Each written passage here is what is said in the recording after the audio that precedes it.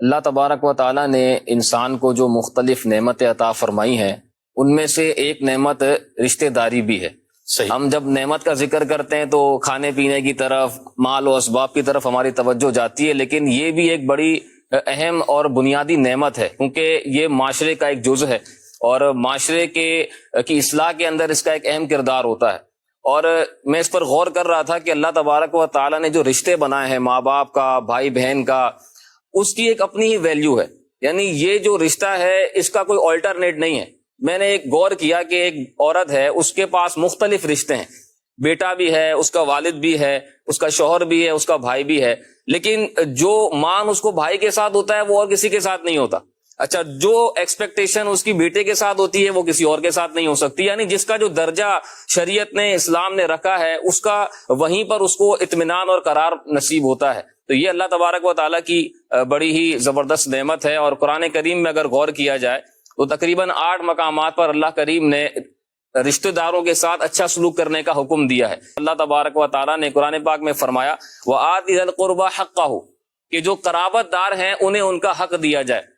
اب حق دینا کیا ہے؟ مفسرین نے فرمایا کہ ان کے ساتھ ملاقات کرنا اور ان کی دل جوئی کرنا، ان کی خبر گیری کرنا، پھر جہاں شریعت نے ان کے اوپر خرچ کرنا لازم قرار دیا ہے وہاں ان کے اوپر خرچ کرنا، یہ بھی ان کے حق کی ادائیگی ہے۔ اسی طرح اللہ تبارک و تعالیٰ نے اپنے جو نیک بندے ہیں ان کی یہ صفت بیان فرمائی کہ وہ اس چیز کو جوڑتے ہیں جس کا جوڑنے کا اللہ نے حکم دیا ہے۔ وَالَّذِينَ يَصِلُونَ مَا أَمَرَ اللَّهُ بِهِ أَن يُوصَلَ، اللہ کے جو پسندیدہ بندے ہیں، جو مومنین ہیں، ان کی ایک صفت اور کوالٹی یہ ہوتی ہے کہ وہ اس چیز کو جوڑتے ہیں جس کا جوڑنے کا اللہ تبارک و تعالیٰ نے حکم دیا ہے، یعنی وہی صلہ رحمی کرتے ہیں، رشتہ داروں کے ساتھ اچھا سلوک کرتے ہیں۔ اور اسی کو اگر آپ اس کا برعکس دیکھیں تو ایسے بندے کے جو اللہ کے ناپسندیدہ بندے ہیں، جو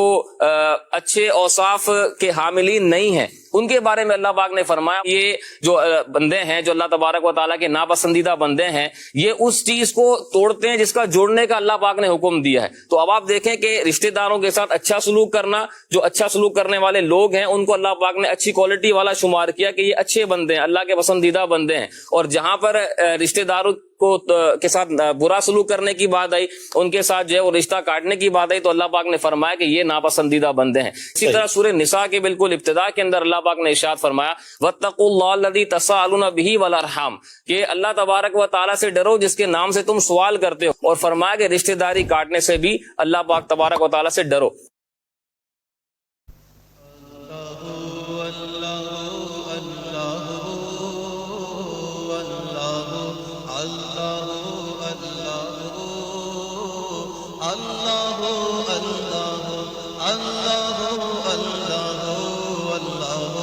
اللہ